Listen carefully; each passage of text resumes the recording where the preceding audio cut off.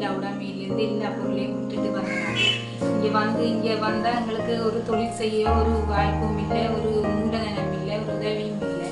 அப்போ என்னுடைய கணவரம் பிடிச்சி வச்சுருந்தாலும் எனக்கு சரியாக கஷ்டப்பட்டேன்னா அப்படி இருக்க அதுக்குள்ள தான் எனக்கு ஞானம் ஃபவுண்டேஷன் அறிமுகமாகி நாங்கள் போய் எங்களோட பிரச்சனைகளை சொல்லிக்க அவங்களும் எங்களோட பிரச்சனையில நல்லா முழுமையாக ஈட்டுக்கொண்டு எங்களுக்கு தேவை என்ன தேவைன்னு அறிஞ்சு நாங்கள் சொல்ல வைக்க எங்களுக்கு உதவி செய்து இந்த ஃபோட்டோ ஃப்ரேமுகள் படங்கள் வீடியோக்கள் எடிட் பண்ணுறதுக்கு எங்களுக்கு தேவையான எங்களுக்கு உபகரணங்களை வாங்கி எங்களுக்கு உதவி செய்தாங்க.